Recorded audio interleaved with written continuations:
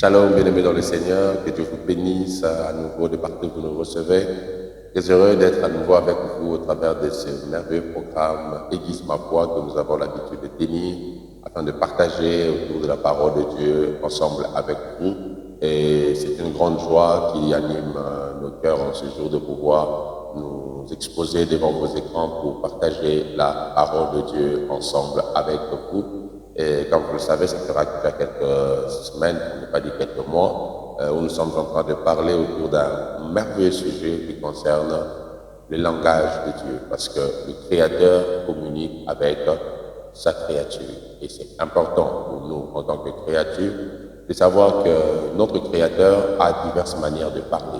Et sur ce, il faut impérativement étudier de manière minutieuse les méthodes, les voies de communication par lesquelles Dieu passe pour pouvoir nous parler. Et c'est important pour nous de continuer à voir les langages de Dieu jusqu'à les comprendre. Et je suis sûr que ces enseignements bénissent des vies, que ça fortifie et que ça permet à plusieurs de développer, je dirais, cette sensibilité prophétique, cette capacité à pouvoir mieux comprendre, appréhender la communication avec Dieu. Et si cela vous bénit, n'hésitez pas de le taper en commentaire parce que cela nous motive à creuser encore un peu plus pour vous exposer la lumière de la parole de Dieu qui est censée illuminer vos destinées. Nous avons commencé à voir plusieurs choses concernant le langage de Dieu et depuis la fois passée, j'ai commencé à creuser un peu de manière profonde sur cette forme de langage de Dieu qu'on appelle les rêves. Déjà partant de ce texte de Nombre chapitre 12 que nous avons pris l'habitude de lire, Dieu est en train de parler à Aaron et Marie. Et il dit à ces deux personnes, lorsqu'il y aura parmi vous un prophète, c'est par des rêves, des visions, des songes que je me révélerai à lui. Ce qui n'est pas le cas avec Moïse, à qui je parle sans énigme, sans énigme. Le mot utilisé pour parler d'énigme ici, je vais vous épargner de ce mot en hébreu. J'aime bien éviter les hébreux et les grecs, je vais directement vous le dire en français. C'est le même mot qui donne l'équivalent du puzzle. Le puzzle, vous le savez peut-être, c'est ce jeu qu'on avait l'habitude de jouer à l'époque. Et ça consistait à avoir plusieurs images éparpillées.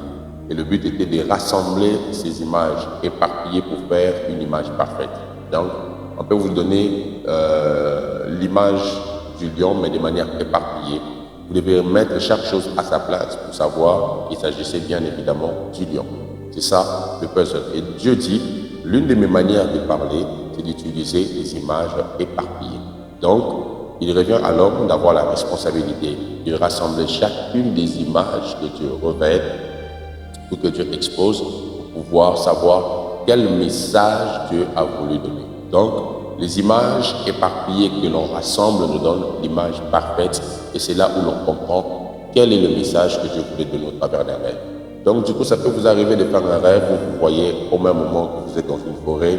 Après, vous quittez la forêt, vous allez dans un endroit où il y a l'hiver. Après, vous quittez l'endroit où il y a l'hiver et vous vous retrouvez dans une pièce très en chaleur. Et des fois, vous pouvez vous dire, comment est-ce que je me retrouve dans 3 zones différentes comme ça. Des fois, sans que vous puissiez rassembler les images, vous ne comprendrez pas le message. Mais une fois que vous faites le rassemblement des images, vous comprendrez le message. Je peux essayer de jouer avec ça comme ça. Peut-être que la forêt représentait juste un endroit où vous étiez en train de chercher quelque chose. Parce que souvent, dans la forêt, on se met à chercher. Et la neige représente une température et la maison en chaleur représente aussi une température. Peut-être que Dieu vous fait simplement voir que vous allez passer par 3 saisons différentes.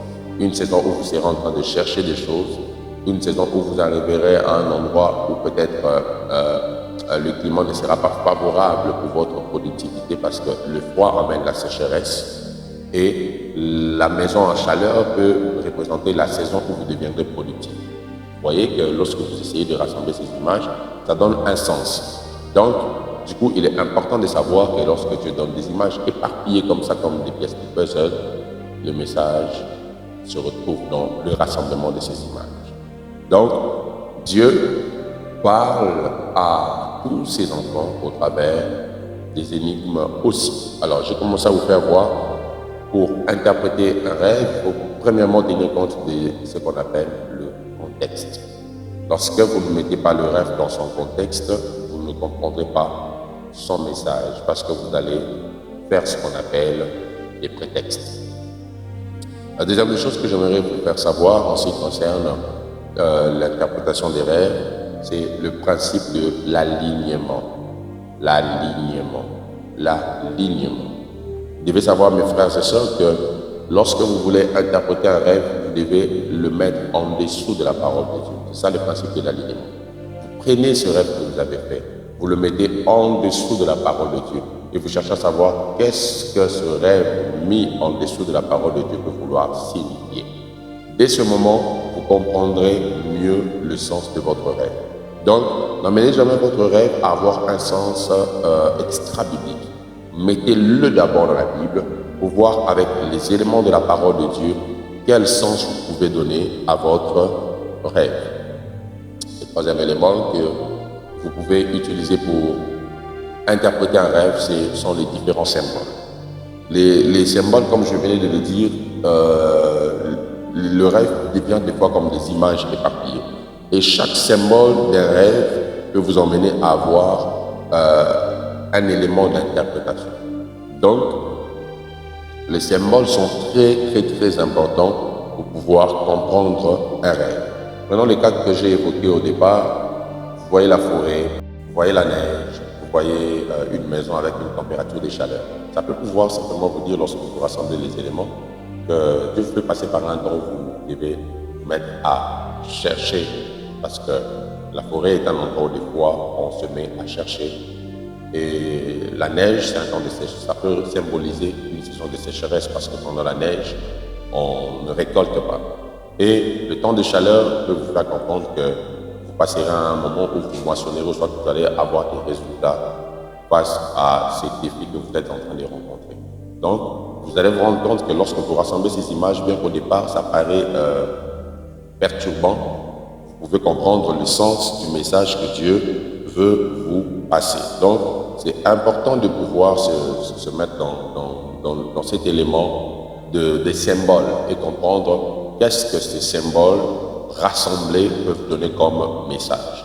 Du coup, n'isolez pas les éléments que vous voyez lorsque vous voulez interpréter un élément de votre rêve. Je le dis, je pense peut-être la fois passée, soit je ne l'ai peut-être pas encore dit, lorsque vous prenez certaines images et que vous les emmenez dans la parole de Dieu, dans les principes de l'alignement, vous allez comprendre que ça porte des messages des fois différents de ceux que nous donnons d'habitude. Dans les cas des animaux. Très souvent, lorsqu'on voit un animal dans la Bible, si peut-être tu voyais le lion, tu risquerais de te dire que tu es victime d'une attaque. Or, lorsque vous alignez cette image dans la parole de Dieu, ça peut vouloir vous dire autre chose, parce que le lion, dans la Bible, est l'une des images de la royauté. Et même plus, vous allez vous rendre compte que dans le jargon biblique, Dieu utilisait beaucoup l'image des animaux pour parler des nations. Donc, c'est ce qui fait que même aujourd'hui, nous avons ce qu'on appelle des totems. Si vous allez en France, on vous parlera du coq gaulois.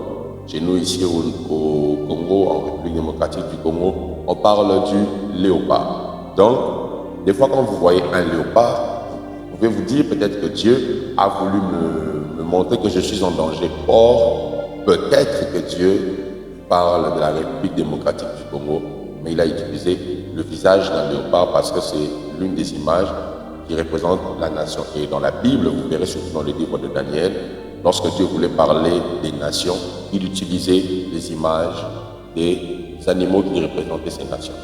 Donc, c'est important de pouvoir prendre tous les symboles dans le contexte, tout en alignant derrière la parole de Dieu, afin de pouvoir comprendre le sens de votre rêve. Et lorsque vous voulez interpréter un rêve, sachez que c'est lui qui l'a eu et lui-même la clé de l'interprétation. Donc ça veut dire, l'homme qui a fait le rêve, même si on peut vous aider dans l'interprétation, vous qui avez fait le rêve, vous êtes la clé principale derrière l'interprétation, soit le sens de ce rêve. Car vous allez voir que même lorsque Daniel a vu les bêtes, le roi l'a reçu en voyant une statue. Donc, c'est possible que chacun puisse voir des images différentes, mais le message reste le même. Je l'avais dit, Dieu peut nous dire la même chose, mais en utilisant des images différentes. Donc, c'est très important, mes frères et sœurs, de comprendre que celui qui reçoit le rêve est aussi la clé de son interprétation.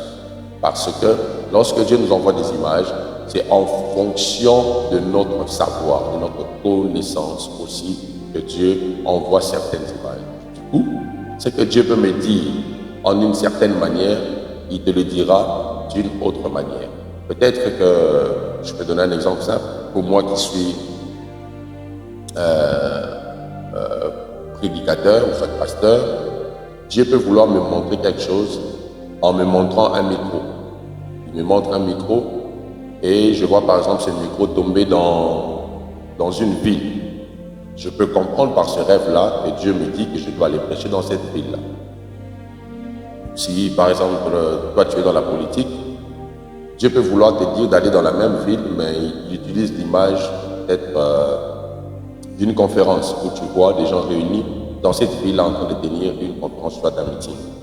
C'est pratiquement la même direction du message, mais Dieu l'utilise selon les éléments que chacun a pour son travail. Donc, c'est très important de pouvoir avoir cette capacité d'interprétation. Voilà pourquoi même quand on prophétise sur les gens, des fois, Dieu ne parle pas des symboles. Tu peux être face à un avocat, Dieu ne te dit pas directement qu'il est avocat, mais tu vois une toge. Le fait de voir ce symbole-là peut t'emmener à comprendre qu'il est de ce domaine-là. Donc, Dieu nous parle en fonction de nos domaines de connaissances aussi. Les symboles que nous voyons sont liés à nos domaines de connaissances. Et bien que nous n'avons pas toujours l'interprétation directe du message, mais les symboles nous permettent de savoir que Dieu a voulu dire telle ou telle chose. Donc c'est très important, mes frères et sœurs, de ne pas s'arrêter qu'à rêver et de cesser surtout à banaliser ses rêves.